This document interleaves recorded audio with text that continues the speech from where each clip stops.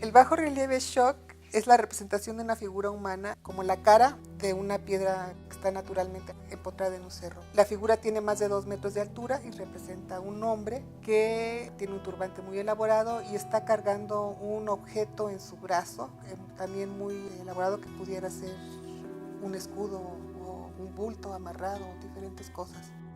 ¿Por qué es olmeca? Por el estilo en que está labrado, por la forma en que su rostro está representado con una placa bucal donde salen colmillos, tiene una U en la ceja que también es un signo olmeca común, y la banda basal del tocado tiene una X que se conoce como la Cruz de San Andrés, que también es un símbolo olmeca muy común.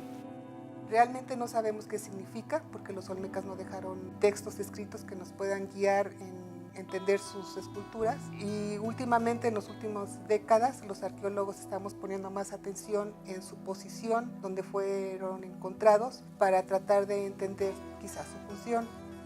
En este caso, como se encontró a la orilla de un sitio, pensamos que pudiera ser el delimitador espacial del sitio, o quizá una entrada de ese mismo sitio, o el inicio de un camino que salía de ese lugar.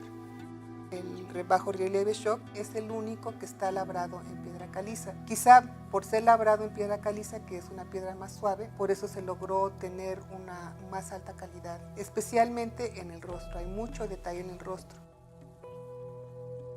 El bajo relieve shock se da a conocer en 1928 en un informe que publica Juan Palacios, que fue un arqueólogo mexicano que había realizado una expedición a Chiapas 2 años antes. Él lo encontró en un rancho que se llamaba Chac, en Ocosingo. De ahí a la piedra la empiezan a llamar Chac. Otros arqueólogos que trabajaban en Chiapas y aficionados que vivían en la región visitaron la escultura porque se volvió famosa en diferentes momentos, pero el primero que publica una fotografía del bajo relieve es un alemán que se llama Wolfgang Kordan, que publicó un libro en 1959 con la fotografía de este bajo relieve.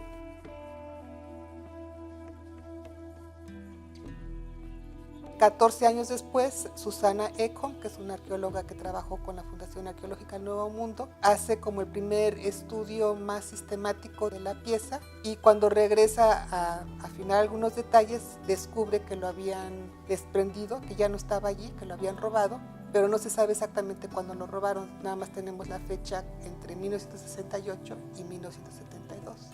Y la pieza desapareció hasta casi 4 décadas después, que aparece en París, Francia, en el 2014.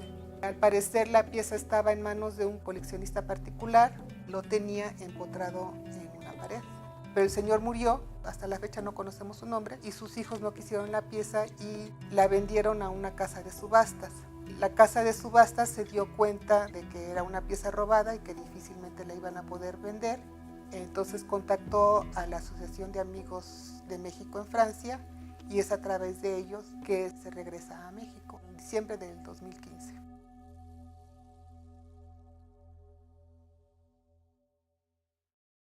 La pieza llega en varias cajas, y es cuando los arqueólogos y los restauradores nos damos cuenta que la pieza fue aserrada en 5 grandes pedazos, y la parte posterior pues le dieron con cinceles y con marros para desprenderla, entonces está muy maltratada en la parte de atrás.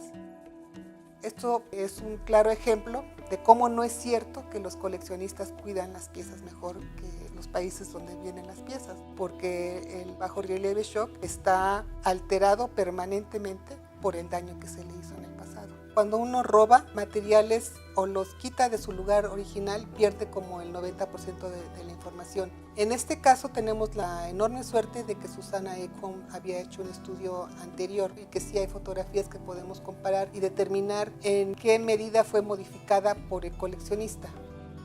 La historia del bajo relieve shock es larga y es muy impactante. Parte de su historia es cómo fue arrancada de la roca madre donde fue labrada. Esta es la parte que mostramos al público cuando entran a ver el bajo relieve.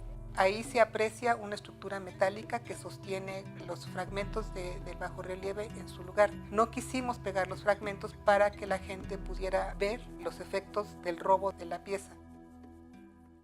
Decidimos poner Expediente Shock porque sí ha sido como una historia detectivesca para tratar de determinar cómo fueron las cosas, quién lo hizo y quién fue la persona que lo tenía anteriormente, especulando muchísimo. Me parece que fue un pedido especial. Alguien vio la pieza, reconoció su belleza y pues mandó a alguien que la quitara.